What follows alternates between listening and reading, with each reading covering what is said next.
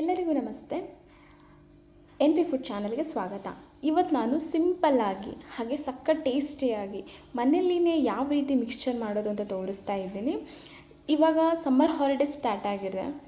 So ಮಕ್ಕಳೆಲ್ಲ ಮನೆಯಲ್ಲೇ ಇರ್ತಾರೆ, ಏನಾದರೂ ತಿನ್ನೋಕೆ ಕೇಳ್ತಾನೆ ಇರ್ತಾರಲ್ವ. ಪ್ರತಿ ಸರಿನೂ ಹೊರಗಡೆಯಿಂದನೇ ತರಿಸ್ಕೊಡೋದಕ್ಕಿಂತ ನಾವೇನೇ ಸಖತ್ ಟೇಸ್ಟಿಯಾಗಿ ಶುಚಿಯಾಗಿ ಮನೆಯಲ್ಲೇ ಮಾಡಿದರೆ ಅವರು ಕೂಡ ತುಂಬ ಇಷ್ಟಪಟ್ಟು ತಿಂತಾರೆ ಅಲ್ವಾ. ಓಕೆ, ನೋಡೋಣ ಬನ್ನಿ ಯಾವ ರೀತಿ ಮಾಡೋಣ ಅಂತ. ಮೊದಲನೇದಾಗಿ ಒಂದು ಮಿಕ್ಸಿಂಗ್ ಬೌಲ್ಗೆ 1 ಕಪ್ ಕಡಲೆ ಹಿಟ್ಟು ಹಾಗೆ ಅದೇ ಕಪ್ ಅಳತೆಯಲ್ಲಿ ಅಕ್ಕಿ ಹಿಟ್ಟನ್ನು ತೊಗೊಂಡಿದ್ದೀನಿ. ಎರಡು ಕೂಡ ಸಮ ಪ್ರಮಾಣದಲ್ಲೇ ಇರಬೇಕು.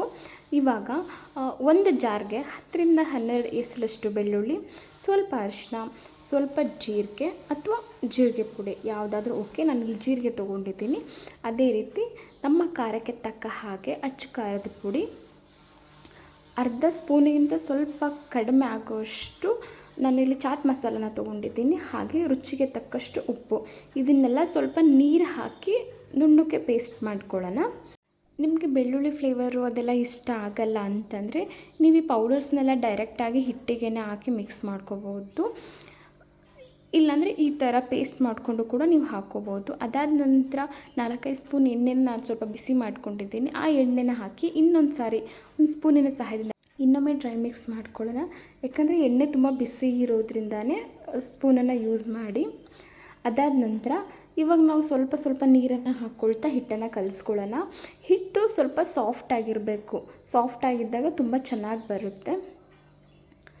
ಸಾಫ್ಟಾಗಿ ಕಲಿಸ್ಕೊಂಡ ನಂತರ ನಾನಿಲ್ಲಿ 2 ಶೇಪಲ್ಲಿ ತೊಗೊಂಡಿದ್ದೀನಿ. ಒಂದು ನಾರ್ಮಲ್ ದಾಣಿ ಮಾಡ್ತೀವಲ್ಲ ಅದು, ಇನ್ನೊಂದು ರಿಬ್ಬನ್ ಶೇಪ್ದು. 2 ಶೇಪನ್ನು ತೊಗೊಂಡು ಸ್ವಲ್ಪ ಈ ಚಕ್ಲಿ ಒಳ್ಳೆಗೆ ಎಣ್ಣೆನ ಹಚ್ಚಿ ಅದಾದ ನಂತರ ಹಿಟ್ಟನ್ನು ಫಿಲ್ ಮಾಡ್ಕೊಳ್ಳೋಣ. ಈ ಕಡೆ ಎಣ್ಣೆ ಕೂಡ ಕಾದಿರುತ್ತೆ.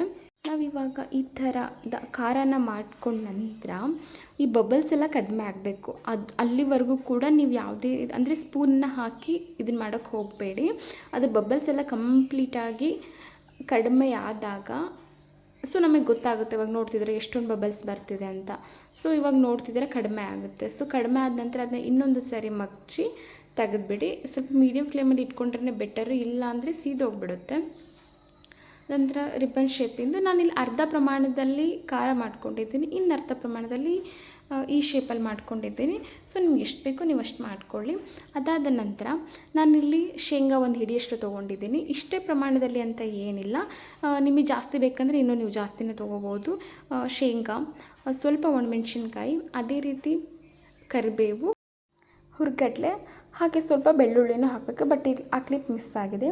ಅದಾದ ನಂತರ ಈ ಮಿಕ್ಸ್ಚರ್ನ ಕಂಪ್ಲೀಟಾಗಿ ಸಣ್ಣ ಪೀಸ್ಗಳನ್ನಾಗಿ ಮಾಡಿಕೊಂಡು ಹುರಿದಿಟ್ಕೊಂಡಿರೋಂಥ ಶೇಂಗಾ ಪುಟಾಣಿ ಎಲ್ಲದನ್ನು ಕೂಡ ಮತ್ತೆ ನಾವು ಡ್ರೈ ಮಿಕ್ಸ್ ಮಾಡ್ಕೊಳ್ಳೋಣ.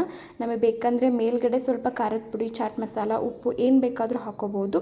ಹಾಕ್ಕೊಂಡ ನಂತರ ಇದನ್ನು ನಾವು ಒಂದು ಏರ್ ಟೈಟ್ ಕಂಟೈನರಲ್ಲಿ ಸ್ಟೋರ್ ಮಾಡ್ಕೊಳ್ಳೋಣ. ಈ ರೆಸಿಪಿ ನಿಮಗೆ ಇಷ್ಟ ಆಯಿತು ಅಂತ ಅಂದ್ಕೋತೀನಿ. ಇಷ್ಟ ಆದರೆ ಪ್ಲೀಸ್ ನನ್ನ ಚಾನಲನ್ನು ಸಬ್ಸ್ಕ್ರೈಬ್ ಮಾಡಿ, ಲೈಕ್ ಮಾಡಿ, ಕಮೆಂಟ್ ಮಾಡಿ, ಹಾಗೆ ನಿಮ್ಮ ಫ್ರೆಂಡ್ಸ್ ಆ್ಯಂಡ್ ಫ್ಯಾಮಿಲಿಗೆಲ್ಲ ಶೇರ್ ಮಾಡಿ. Thanks for watching.